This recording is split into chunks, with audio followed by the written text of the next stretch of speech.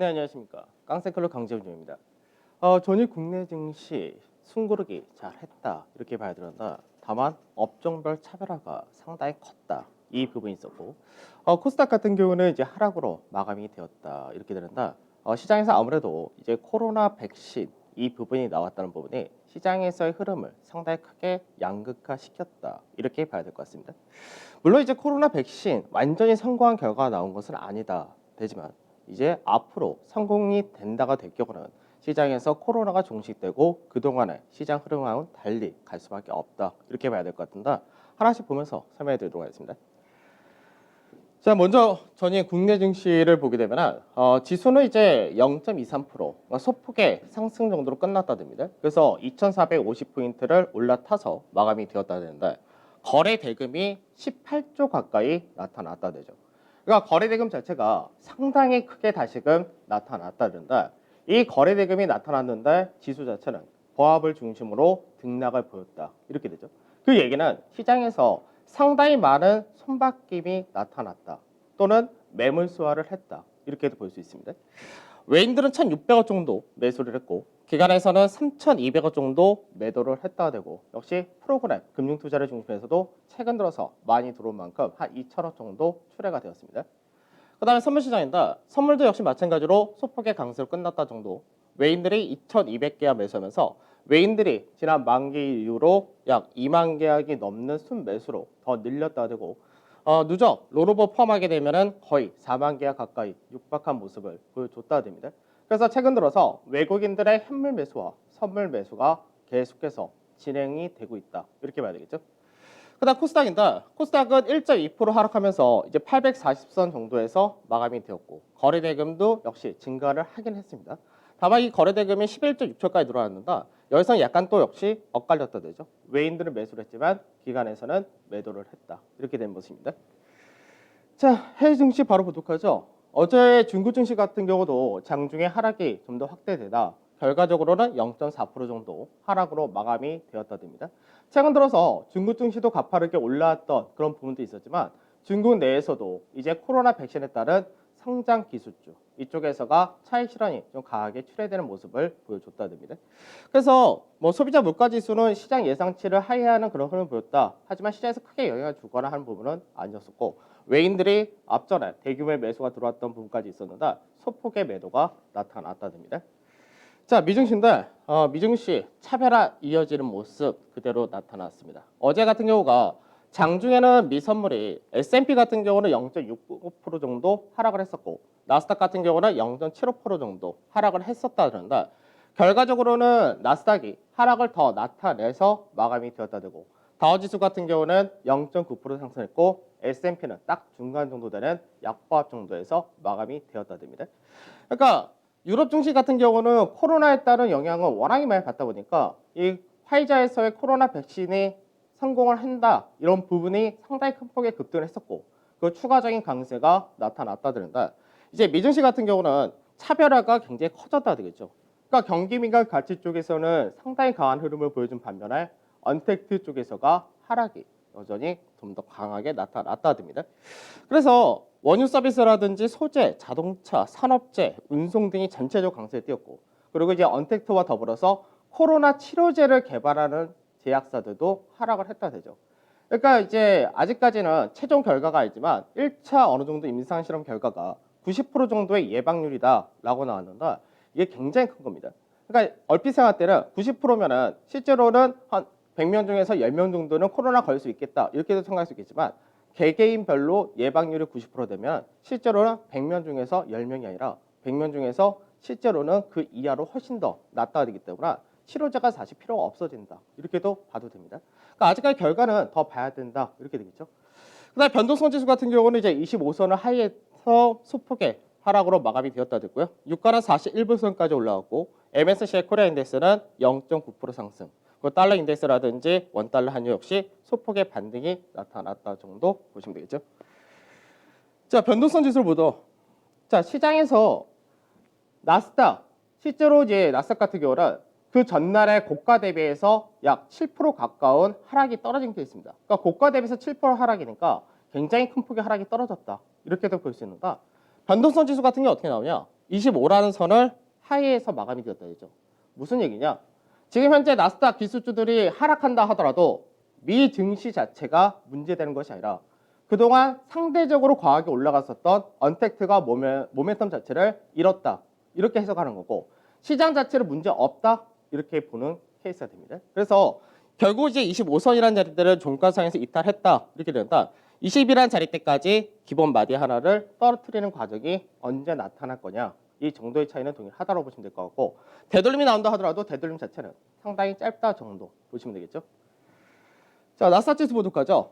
나스닥 지수 같은 경우는 결과적으로는 이제 고가 대비해서 한 7% 정도 빠졌다고 했었는데 중간 마디에서는 지켜냈다 됩니다. 근데 문제는 여전히 빅테크, 언택트 이쪽에 워낙에 시총 비중이 크기 때문에 이쪽에 강하게 반등이 나오려면 새로운 실적이라든지 동력이 나와줘야 된다. 이렇게 봐야 되기 때문에 기술적 반등은 나올 수 있다 하더라도 아주 가파른 상승에 나오기 위해는 좀 더 시간이 필요하다고 될 겁니다. 그래서 나스닥 같은 경우는 박스권을 계속해서 이어질 가능성이 높다 정도 이렇게 보시면 되고 그 외적인 기술주라든지 그 외적인 나스닥에 속해 있는 기업들이 얼마큼 더 강하게 움직일 수 있느냐 이 부분 정도 동일하다고 보셔야 될 것 같습니다. 다만 이제 고가 대비해서 한 7% 정도 빠졌다고 말씀드린다. 기술적 반등은 한 번은 언제든지 나올 수 있다 정도 체크하시면 되겠죠. 자, S&P 지수는 그림이 좀 틀리죠. S&P 지수 같은 경우는 시장에서 고가를 돌파를 했고 지지를 받은 그림으로 갑니다. 그래서 나스닥 같은 경우는 박스권의 중간이라면 S&P는 고가 돌파 지지 받는 형태 이렇게 연결되기 때문에 기술주에 대한 영향이 S&P 지수에도 영향을 미친다 이렇게는 되지만 경기 민감 쪽에서가 그 부분을 상쇄시켜주고 있다 이렇게 보시면 되겠죠. 자, 그다음 MSCI 코리아인덱스입니다. MSCI 코리아인덱스는 종가상으로 다시금 고가를 경신을 했다가 됩니다. 그래서 실제로 MSCI 코리아인덱스는 그 앞전부터 더 강하게 움직였다 이런 케이스였는가 국내에서 언택트 관련주들도 상당히 시총이 높지만 국내 시장에서의 전체적인 비중에서는 경기 민감 쪽의 비중이 훨씬 더 높기 때문에 이런 부분이 MSCI 코리아인덱스에서는 좀 더 강하게 연결되는 모습이다 이렇게 보시면 되겠죠.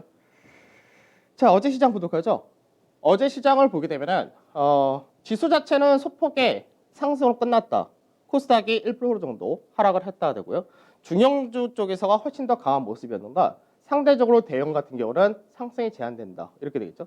우선은 삼성전자가 어제도 보합권 정도 나타냈기 때문에 시총이 가장 높은 반도체가 보합권 전후에서의 흐름을 보인 반면에 그 밑에 있는 시총 상위 언택트 쪽에서가 서비스, 그러니까 인터넷, 게임, 제약, 음식료 다 언택트로 분류됐던 쪽인데 이쪽이 하락을 나타냈고 그 반대로 은행이라든지 보험 같은 금융, 자동차, 그 다음에 조선, 건설, 항공, 해운, 철강까지해서 전체적으로 경기 민감 쪽에서가 상당히 강했다 됩니다.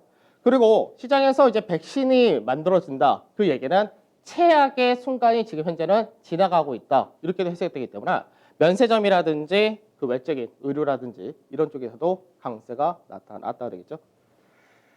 자, 수급을 보도록 하죠. 수급을 보게 되면 시장에서 어제 거래 대금이 굉장히 많았다라고 말씀드립니다. 거래 대금이 굉장히 많았다 얘기는 시장에서 한쪽에서 지수는 못 갔는데 거래 대금이 많았으니까 실제적으로 사고 파는 게 굉장히 많았다는 얘기입니다. 그럼 산 쪽이 뭐냐? 삼성전자와 하이닉스 같은 반도체, 그 다음에 신한지주, 하나금융 같은 은행주, 현대모비스 같은 자동차라든지 호텔신라 같은 면세점, 정유주 이런 쪽으로 매수가 들어왔다가 되죠. 그래서 전체적으로는 외인들의 매수한 포지션을 다 보게 되면 다 경기 민감 그리고 코로나 피해주 이렇게도 볼 수가 있습니다. 반대로 매도가 나온 쪽을 보게 되면 네이버, NC소프트, 카카오, LG화학, CJ 그리고 뭐 SK케미칼이라든지 제네신 같은 제약바이오라든지 언택트 그리고 현대차 정도 매도가 나왔대죠. 그래서 실제로 매도를 한 규모 그리고 매수를 한 규모가 상당히 크다가 됩니다. 그래서 제일 하단이 이제 보통의 100억 이상씩 다 매수를 했다 이렇게 되는 케이스이기 때문에 실제로 사는 쪽은 굉장히 많이 열심히 샀고 파는 쪽은 굉장히 열심히 팔았다 되겠죠. 자, 기관인데 기관에서의 수급도 보게 되면 우선 S-Oil, 정유주 쪽에서 GS라든지 이쪽도 상당히 강하게 들어왔고요. 은행, KB금융이라든지 그 외적인 은행주들 들어왔다 되고 면세점 들어왔고요. 그리고 조선 들어왔고 자동차 들어왔고 건설도 들어왔다 이렇게 된 케이스였죠.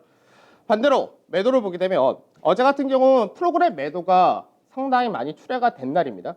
근데 프로그램 매도 순으로 한다면 시총 최상위부터 매도가 나가야 되는데 실제로 가장 많이 나간 것이 네이버, 그다음에 카카오, LG화학, CJ, 삼성바이오로직스 이런 순이었죠. 그래서 언택트 쪽에 대한 매도가 컸고 그다음에 삼성전자, 하이닉스 같은 시총 최상위도 일부 매도가 출회가 되었다. 이렇게 보시면 되겠습니다. 그러니까 수급을 보면 외국이나 기관이나 어제 같은 경우는 확연하게 구분된 게 뭐냐면 언택트 이쪽에 대해서 매도를 했고 반대로 경기 민감을 샀다가 되죠. 그러면 많은 투자자분들이 무슨 생각하시냐면 언택트가 실제로 언택트에 대해서도 실적이라든지 성장이라든지 이런 것들이 받쳐준 쪽이 있고 그렇지 않은 쪽이 있습니다. 근데 어제 같은 경우는 다 떨어졌다 되죠. 그러면 사람들이 무슨 생각하냐? 옥석 가리기가 들어갈 거다.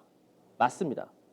문제는 옥석 가리기 전에 우선은 일단 다 던지고 난 다음에 그 이후에 프리미엄이 빠지고 그 다음에 정말 실적이 좋았어. 정말 성장성이 확연히 뛰어나. 이런 쪽은 나중에 올라간다 되지만 그렇지 않은 쪽은 우선 1차적으로는 다 안 좋다. 이게 현재 시장 분위기인 거죠. 그러면 나중에 코로나 관련해서 화이자가 백신 임상 자체가 완전 성공이 될 경우는 그때는 영향을 더 받는다 될 겁니다. 그래서 실제로 어느 정도 이렇게 크게 변화가 나타날 수밖에 없는 여건이 발생됐을 때는 우선은 피하고 보는 게 가장 좋습니다. 자, 대형지수 한번 보도록 하죠. 대형지수를 보게 되면은 이번에 옵션 포지션도 그렇고 시장에서 이격이라든지 이런 걸 봤을 때 현재 과열이 아니다라고 말씀드렸죠. 그러면 어제 같은 경우는 거래 대금이 대형 쪽에서만 약 10조가 나타났다 그런다. 이 10조가 나타났던 시기가 실제적으로 앞전에 8월 31일 날 그때 리밸런싱 있었을 때 그리고 지난 8월 달 되겠죠. 8월 달에 굉장히 가파르게 올라갔을 때 이때 정도만 거래 대금이 꽤 컸었는다. 이제 어제 같은 경우는 지수가 상당히 상승을 안 했음에도 불구하고 거래 대금이 크게 늘어났다가 되죠. 그래서 거래 대금 자체가 손바뀜이라든지 상당히 많은 매물 소화를 마무리한다 이런 관점에서 볼 수 있습니다. 그래서 대형 지수를 볼 때는 이미 8월 달에 이제 8월 달에 고가 라인 대를 넘어간 자리는 아닙니다. 다만 이 자리대에서 이틀 연속 숨고기를 하는 모습을 보여줬었다는 거죠. 그래서 오늘 시장에서 숨고르기가 업종별 차별화가 더 이어질 거냐 그리고 나서 내일 만기일 날 윗자리에 돌파할 거냐 이게 관건이 되는 거고 시장에서 지금도 박스권이다 라고도 볼 수 있습니다. 다만 박스권의 상단 자리에서 안착하는 과정을 한다면 그 이후에는 기본 마디 하나를 뽑으러 가야 된다. 이게 더 무게가 실린다는 거 잘 생각을 하셔야 될 것 같습니다. 자, 인버스 한번 보도록 하죠. 앞전에도 인버스를 설명할 때 뭐라고 말씀드렸냐면 인버스란 상품은 실제로 중장기 투자를 해서는 안 되는 상품이다 라고 말씀드렸죠.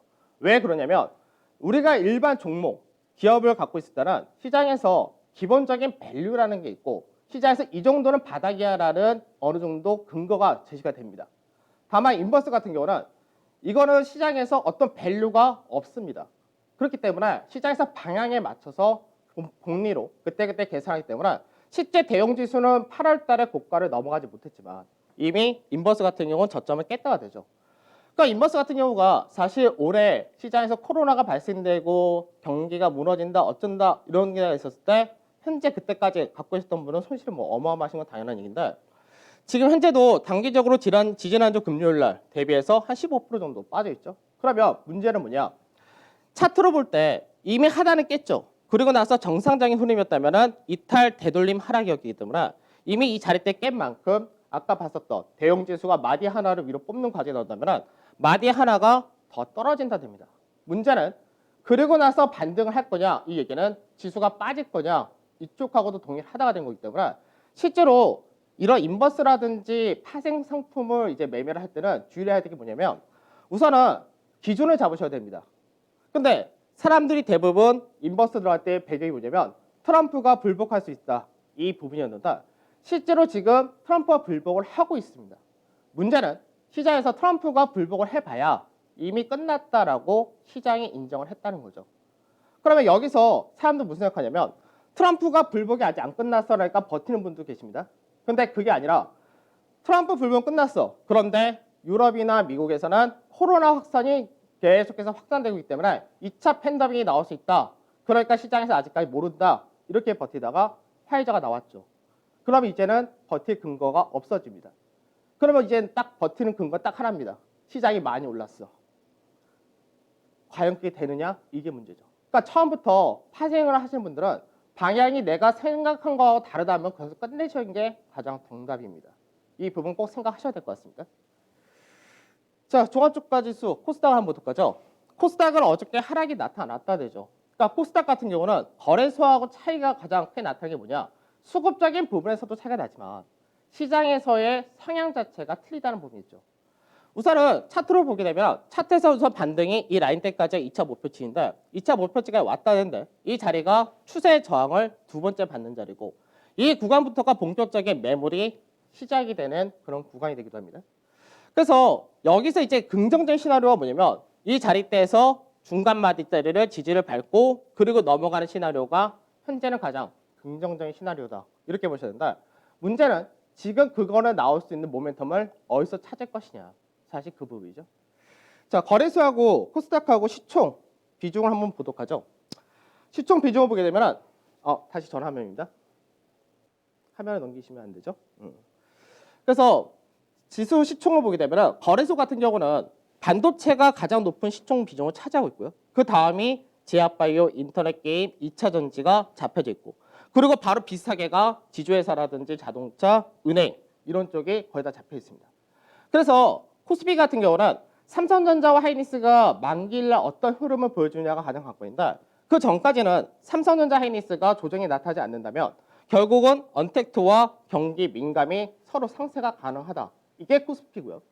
코스닥 같은 경우는 가장 시총이 높은 비중이 제약바이오가 가장 시총 비중이 높고 그 다음이 2차 전지, 소프트웨어, 인터넷 게임 이쪽이 대부분 차지를 한다가 됩니다. 그래서 시장에서 거래소는 움직이니까 코스닥도 괜찮을 거야. 이 관점이 안 맞는다는 거. 이거를 잘 생각하셔야 됩니다. 자, 그 다음에 신용인데 신용을 보게 되면은 얼핏 생각할 때도 이렇게도 생각할 수 있습니다. 거래소가 신용 잔고가 현재는 8조, 코스닥이 8조 5천억. 얼핏 보면은 코스닥 별로 신용이 많지 않아. 이렇게 생각할 수 있겠죠. 그러니까 거래소가 안 빠지는데 왜 코스닥은 빠지냐? 이렇게 생각하시면 안 되는 게 앞서도 말씀드렸듯이 잔고 비중이 중요하다라는 얘기를 계속해서 해드리죠. 그 잔고 비중이 어떻게 되냐? 시총을 기준으로 해서 신용 규모를 나눈 거기 때문에 코스피 같은 경우는 잔고 비중이 0.48%인 반면에 코스닥 같은 경우는 잔고 비중이 2.58% 돼 있죠. 그러니까 최근 들어서 반등이 나올 때 코스닥에 대한 신용이 다시금 확대가 된 그런 케이스란 겁니다. 그래서 신용을 어느 정도 해소시켜주고 최소한 코스닥 자체가 움직일 수 있는 동력이 나온다가 되어야지 시장 자체가 돌아설 수 있다가 되는 겁니다.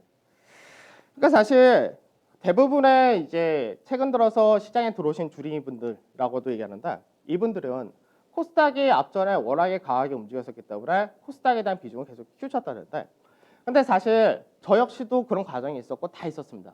근데 주의를 하셔야 될 게 뭐냐면 시장에서 제가 갖고 있는 종목이나 이런 것들이 빠졌을 때 한 20년 전에는 보통 게시판에서 많이 그랬었는데 다 그럽니다. 제가 7만 원에 물렸는데 어떤 사람은 8만 원 물렸어. 어떤 사람은 뭐 9만 원 물렸어. 그러면 사람들이 다 같이 잘 올라갈 거야. 괜찮을 거야. 우리 버팁시다. 라고 하는데 사실 이거는 어떻게 보면 굉장히 정의 있는 따뜻한 얘기 같죠. 주식시장은 먼저 팔고 가는 사람이 장땡입니다. 시장에서 우리가 보통 카르텔이라 해가지고 담합을 한다 이런 부분도 있지만 시장 주도권이 개인들 계속 지고 있으면 상관없는데 개인이 아닌 현재는 외국인 특히 기관 같이서 움직인다 되면은 개인들끼리 합쳐봐야 소용이 없다 되고 먼저 이탈한 사람이 가장 좋다가 되죠. 지금 내가 갖고 있는 포지션이 문제가 됐어. 내가 손실을 보고 있어. 여기서 따뜻하게 괜찮습니다. 바로 죽지 않을 겁니다. 반등할 때 기회를 찾으십시오. 라고 위로가 마음적으로 위로가 될지 몰라도 계좌가 위로가 되지는 않습니다. 그런 것들 꼭 생각하셔야 될 겁니다.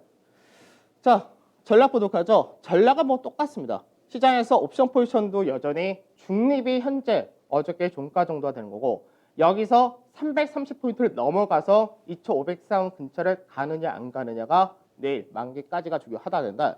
우선은 언택하고 컨택이 워낙에 업종별로 차별화가 되기 때문에 바로 가파르게 가기보다는 오늘도 어제와 비슷한 흐름이 이어지지 않을까 생각이 들고요.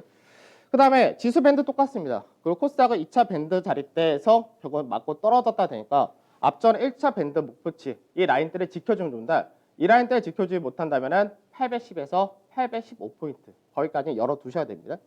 그 그다음에 업종은 어제도 말씀드렸듯이 사실 이게 굉장히 좀 큰 그림이라서 이쪽은 그대로 가셔도 상관없습니다. 연말까지 배당만 중간에 정리를 하시면 되겠죠. 자, 추천 자원 부족하죠.